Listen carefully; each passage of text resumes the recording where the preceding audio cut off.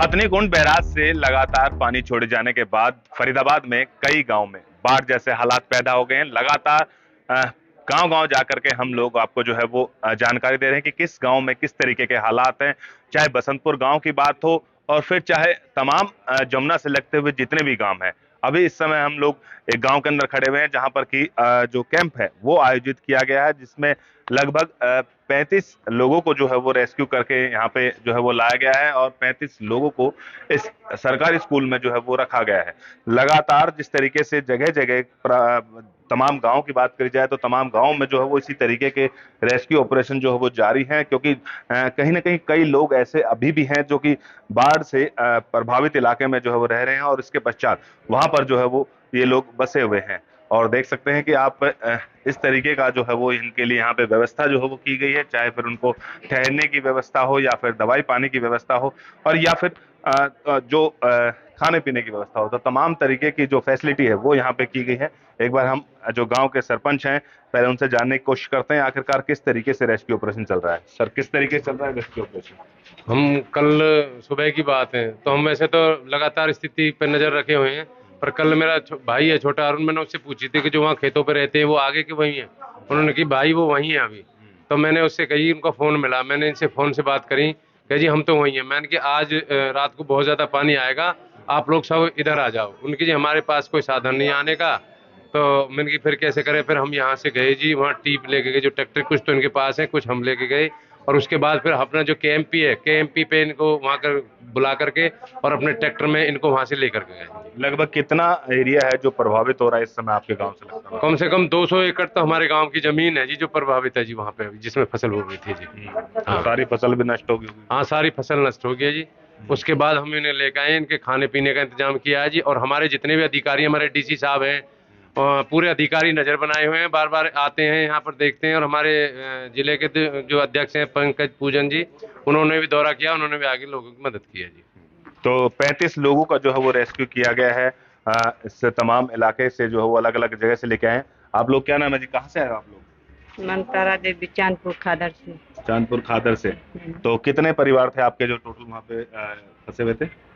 हम लोग तो सब एक ही जगह के हैं। वही से सब फंसे पे आए। हम सोचे कि कम पानी है, फिर ज्यादा से जब लोग कहने लगे कि ज्यादा पानी आ रहा है निकल जाओ, जब प्रधान जी ने हमें सपोर्ट किया निकाले आए।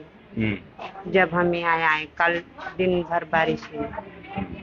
तो पूरा परिवार जो है आप लोगों का वहीं था उस समय? हाँ, हम लोग की सारी परिवार वहीं से। अच्छा हाँ, खादड़ में से आए थे। अच्छा। तो अब यहाँ पे व्यवस्था ठीक है, खाने पीने की व्यवस्था हो रही है बढ़िया? सब बढ़िया है।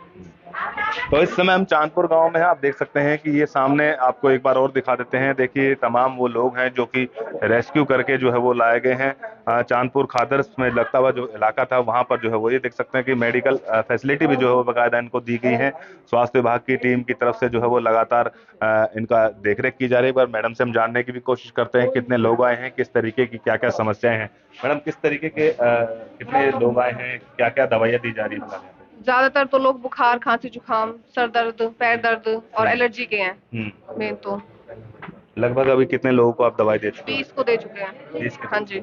लगातार निरीक्षण भी किया जा रहा है। कुछ लोगों को अगर कोई जैसे खांसी जुकाम के सिम्टम है, कोई वहां से आए हैं तो कोई और प्रॉब्लम हो, सारी चीजें की जा रही है। सबका कंटिन्यू चल रहा है, जैसे भी किसी को जो भी दवाई चाहिए यहाँ पे हमारा अवेलेबल है। कैंप कंटिन्यू चल रहा है सुबह से, तब से हम बातचीत हो रही है इनसे। बिल्कुल, सबसे बातचीत की जा रही है बाकायदा। देखिए स्वास्थ्य विभाग की टीम, और चाहे फिर खाने की व्यवस्था की बात हो या फिर इनके रहने की व्यवस्था की बात हो, सभी को देख सकते हैं कि हाथों में इनके दवाई और जो है वो खाने पीने के लिए इनके लिए व्यवस्था बाकायदा जो है वो यहाँ पे चांदपुर गांव के सरकारी स्कूल में की गई है। क्या नाम भी आपका? विमलेश नाम हुआ। आप कहाँ रहते थे?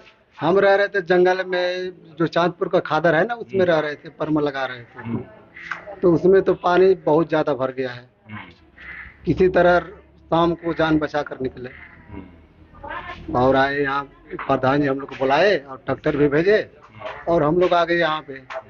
तो यहाँ पे खाने पीने के माने सुबह से तो शाम से खाना खाए हैं और सही है। तो फिलहाल बात करी जाए तो जिस तरीके से लगातार जिला प्रशासन भी जो है वो बड़े बड़े बातें कही जा रही हैं जिला प्रशासन की तरफ से कि जो व्यवस्था है लोगों के लिए वो अलग अलग जगह पर, तमाम सरकारी स्कूलों की बात हो या फिर तमाम जो है उनकी बात हो, जगह जगह कम्युनिटी सेंटरों की बात हो, सभी जगह जो है वो इसी तरीके के राहत और बचाव कार्य जो है वो स्वास्थ्य विभाग या फिर जो जिला प्रशासन है उसकी तरफ से जो है वो बाकायदा किए गए हैं। देख सकते हैं कि खाने की व्यवस्था भी जो है वो इन लोगों के लिए की गई है, क्योंकि कहीं ना कहीं जिस तरीके से अब ये लोग एक बेसहारा हो चुके हैं, क्योंकि इनके तमाम वो घर जो है वो डूब चुके हैं, तमाम जो इनका आशियाने थे वो डूब चुके हैं, खाने पीने का सामान तमाम जो है वो खराब हो चुका है। तो फिलहाल इसी तरीके से जो कह सकते हैं जो सोशल वर्कर हैं और जो सरपंच लोग हैं वो बाकायदा बढ़ चढ़ करके इसमें भाग ले रहे हैं और कहीं ना कहीं लोगों को राहत देने का काम कर रहे हैं। फरीदाबाद से अनिल राठी, पंजाब केसरी टीवी। हमसे जुड़े रहने के लिए हमारे YouTube चैनल को सब्सक्राइब करें और नई वीडियो की नोटिफिकेशन के लिए बेल आइकॉन को दबाएं। अगर आप ये वीडियो Facebook पर देख रहे हैं तो लाइक जरूर करें और ज्यादा से ज्यादा शेयर करें। धन्यवाद।